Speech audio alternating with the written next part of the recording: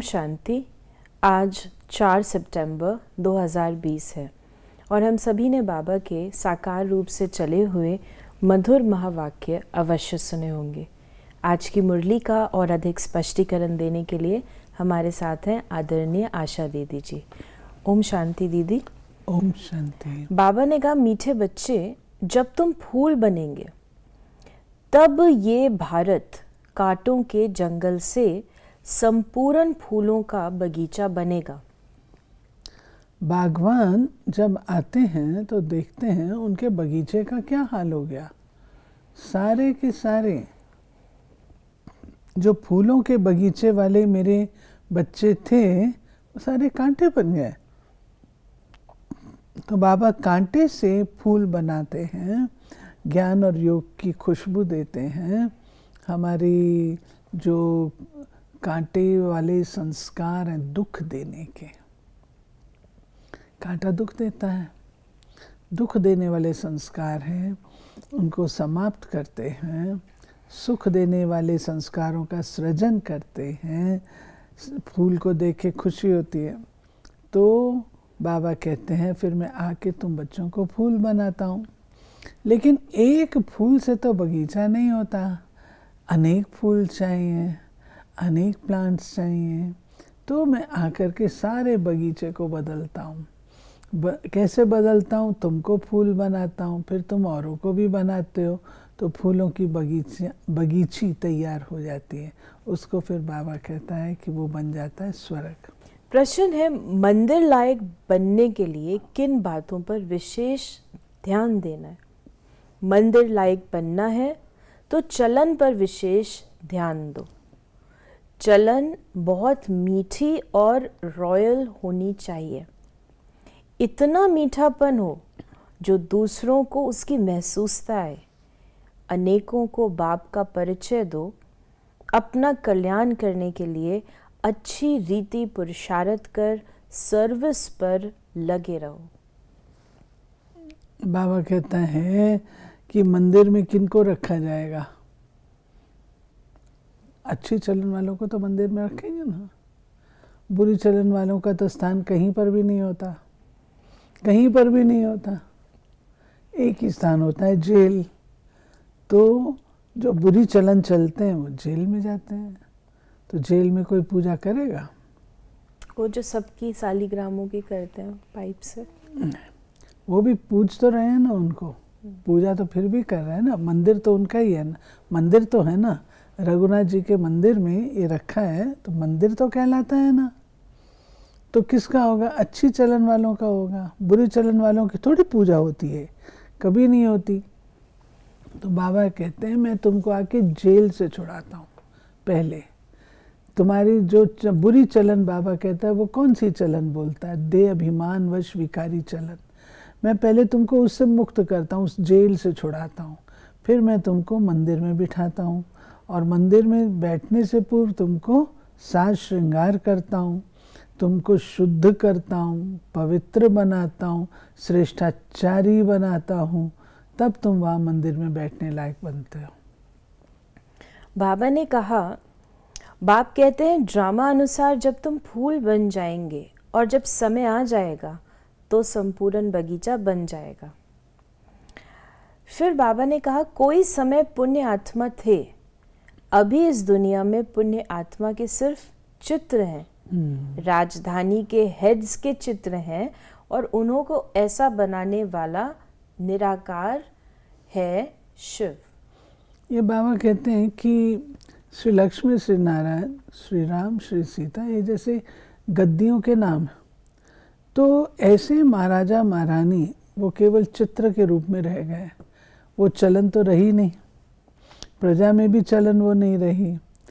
कुछ भी उनका नामो निशान दैवी कैरेक्टर्स का नहीं रहा। तो बाबा कहते हैं ये जब ऐसी कंडीशन हो जाती है, राजधानी भी गई, राजधानी के हेड्स भी गए, अब केवल चित्रों के रूप से हैं, तो मेरे को आकर के पुनः तुमको वो दिलाना पड़ता है। फिर बाबा ने कहा कि बाप कहते हैं मैं आकर सबको मंदिर लायक बनाता हूँ, परंतु सब मंदिर लायक नहीं बनते हैं। प्रजा को तो मंदिर लायक नहीं कहेंगे ना। और फिर बाबा ने ये जो चीज़ बाबा ने कही है, मंदिर लायक बनाता हूँ, ये बाबा उनकी कहते हैं जिनकी पूजा होती मंदिरों में, और मंदिरों में पूजा शालिग्राम की भी हो रही है, वो भी ठीक, बाबा के कार्य में कहीं ना कहीं सहयोग दिया हुआ होता है, बाबा की ज्ञान की धारणा की हुई होती है, तो बाबा उसका उजूरा दे देता है। चलो देवता रूप में नहीं, तुम्हारी शालिग्राम रूप से पूजा होगी। परंतु मुख्य बात ये है कि बाबा ने कहा प्रजा के मंदिर नहीं होते, तो प्रजा किसको कहेंगे? जो आगे चल कर के भगत बन जाते हैं, उनके मंदिर नहीं होते। रॉयल्टी, राजाई संस्कार और जिन्होंने सेवा की, उनके मंदिर बनेंगे। आपकी पूजा कोई क्यों करेगा? आपसे कोई प्राप्ति होगी तब तो करेगा ना।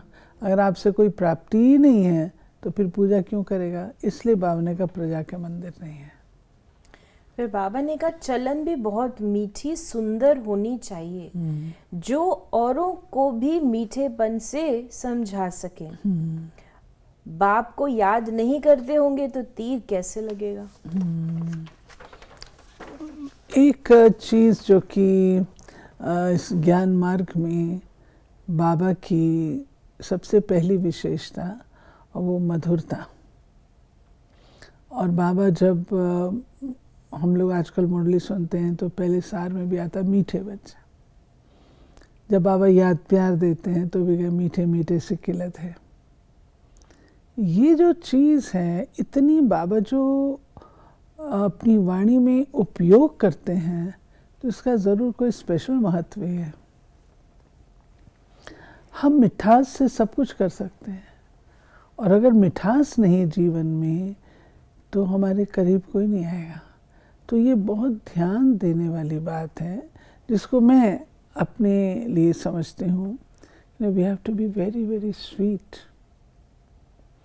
हमें बहुत स्वीट बनना होगा। देवताएं कितने स्वीट हैं। जो व्यक्ति स्वीट होता है उसका काम अपने आप हो जाता है, उसको बोलने की भी ज़रूरत नहीं पड़ती। तो हमको ऐसा स्वीट बनना है। बाबा ने कहा पहले पहले ब्राह्मण जरूर चाहिए, विराट रूप की है ये चोटी। ब्राह्मण, देवता, क्षत्रिय, वैश्य, शूद्र, पहले शूद्र तो नहीं हो सकते। ये जो बाबा ने वर्णों की बात बताई है, ये हमारी भारतीय समाज के उसमें ये क्रिएट किए गए, लेकिन बाबा कहते हैं ये वर्ण नहीं। जब आप सतयुग में तो सभी देवता वर्ण के हैं, जब आप त्रेता में सभी क्षत्रिय वर्ण के हैं, द्वापर तो सभी वैश्य वर्ण के हैं, कलयुग में सभी शूद्र वर्ण के हो जाते, और संगम पर मैं आके फिर से ब्राह्मण बनाता हूँ। तो ये जो वर्णों की बात है, ये वर्तमान संगम युग पर हमारे संस्कारों वाली बात है। ब्राह्मण के संस्कार क्या है? वर्ण माना कलर, एक जैसा। तो ब्राह्मणों के संस्कार क्या है? पढ़ना और पढ़ाना। देवताओं के संस्कार क्या है? सब हम जानते हैं देवताओं के संस्कार कौन से हैं। वो वर्तमान की बात है। क्षत्रिय के संस्कार क्या हैं? हर समय लड़ाई करने वाले, माया से लड़ते रहते हैं, फिर उनके संस्कार बन जाते हैं लड़ने वाले। फिर द्वापर में वैश्य वर्ण, तुमने ये किया तो मैं ये करूँगी, उसने इतना किया तो मैं इतना करूँगी, वो मुझे रिस्पेक्ट नहीं देती, मैं क्यों रिस्पेक्ट दूँ। ये जो लेन देन वाले संस्कार हैं, देवताओं में दातापन के हैं, और वैश्य वर्ण में बिजनेस वाले, लेन देन वाले। और शूद्रों की तो बात ही निराली है। वो संस्कार तो हमको टच नहीं करने चाहिए, लेकिन हम लोग आ जाते हैं उन संस्कारों में जहाँ ईर्ष्या, द्वेष, एक्सप्लॉयटेशन, भाई भतीजावाद, ये सब संस्कार वो है। फिर बाबा ने कहा तुम बच्चे जानते हो कैसे नई रचना रचते हैं, ये अडॉप्शन है बाप की। फिर साथ ही फिर आगे बाबा ने ये भी कहा है, कोई भी ब्राह्मण सन्यासी को कभी राखी नहीं बांधेंगे। वो कहेंगे हम तो हैं ही पवित्र, तुम अपना मुंह देखो। तुम बच्चे भी कोई से राखी नहीं बंधवा सकते। ये जो बात बाबा ने कही है कि राखी वाली बात, सन्यासी लोग तो इनको नहीं मानते ना, इन चीज़ों को। वो कहेंगे, आप कहेंगे भी राखी बांधेगा, क्यों बांधे, ये पवित्र, मैं तो हूँ ही पवित्र। तो ये गृहस्थ धर्म वालों के लिए है, जिनको पूरे 84 जन्मों में आना है, उनके संस्कार बनाने के लिए ये त्योहार है। परंतु वैसे बाबा कहते हैं राखी का महत्व केवल संगम पर है। सतयुग में भी हम राखी थोड़ी बांधेंगे। सतयुग में हमको किसी बात की सुरक्षा की ज़रूरत थोड़ी है, ना सतयुग में ज़रूरत है ना त्रेता में। द्वापर से आरंभ होती है, तो द्वापर से सारे त्योहार मनाने शुरू किए जाते हैं। फिर आज बाबा ने प्रजा को और क्लैरिफाई किया, एक तो बता दिया उनकी वो मंदिर में नहीं बैठ के नहीं बनता, और फिर बाबा ने ये भी कहा कि विकार बड़ा दुश्मन है, माया से हारे हार है। जगत जीत अर्थात राजा रानी बनना, प्रजा को जगत जीत नहीं कहेंगे। होते ही नहीं ना जगत जीत, क्योंकि they are like parasites, dependent. तो मतलब जगत जीत का सवाल ही हो तो बहुत दूर की बात है। क्योंकि कई ब्राह्मण सोचते जाएंगे चाहे प्रजा भी बन जाए तो सुख तो होगा ही। अगर उनको वही चीज़ पसंद है तो बाबा भी कुछ नहीं कर सकता। यानी ये बाबा ने आज कई चीज़ें क्लैरिफाई कर दी कि मंदिर भी ऐसा नहीं पूजा होगी और जगत जीत भी नहीं कहलाए जाएंगे। फिर बाबा ने कहा कि क्लैरिफाई कैसे गद्दियाँ चलेंगी, ये भी बताया कि मेहनत तो राजा रानी करते हैं ना, लक्ष्मी नारायण, फिर राम सीता, उसके बाद उनके बच्चे होते हैं, और फिर लक्ष्मी नारायण दूसरे जन्म में नीचे चले जाएंगे। भिन्न नाम रूप से बच्चे को गद्दी मिलती है तो ऊंच नंबर गिना जाता है। पुनर्जन्म तो लेते हैं ना। बच्चा तख्त पर बैठेगा तो वो सेकंड ग्रेड हो जाएगा, ऊपर वाले नीचे, नीचे वाला ऊपर हो जाता है। तो अब बच्चों को ऐसा ऊंच बनना है तो सर्विस में लग जाना चाहिए। बच्चा तख्त पर बैठेगा तो वो सेकंड ग्रेड हो जाएगा। इससे स्पष्ट करें। पिता है, पिता गद्दी पर है, उस समय राजा है, महाराजा है। बच्चा जो है वो प्रिंस है। वैल्यू राजा की है, प्रिंस की नंबर 2 पर है। परंतु जब महाराजा अपना तख्त छोड़ेगा, बच्चे को बिठाएगा, तो उस समय वैल्यू किसकी होगी? जो उस गद्दी पर है। तो वो सेकंड ग्रेड इसलिए बाबा कहते हैं हो जाएगा। फिर बाबा ने कहा तुम हो रूहानी मिलिट्री, तुम 5 विकारों पर जीत पाने से जगत जीत बनने वाले हो। रूहानी मिलिट्री है ना, रूहानी मिलिट्री बाबा कहता है अपने बच्चों को। और हमारी जो कहीं साज सज्जा, युद्ध की पोशाक और ये सब चीज़ें हैं, वो बहुत भिन्न है, रूहानी है। हमारी पोशाक क्या है? योग का कवच। हथियार क्या है? ज्ञान की तलवार और ड्रामा की खड़ग, शील्ड। और बुलेट प्रूफ पॉजिटिविटी, पवित्रता, ये बुलेट प्रूफ जैकेट है जिससे कोई भी माया वार नहीं कर सकती है। और आज बाबा ने ये भी कहा कि कोई की तकदीर में नहीं है तो पढ़ाई को छोड़ देता है।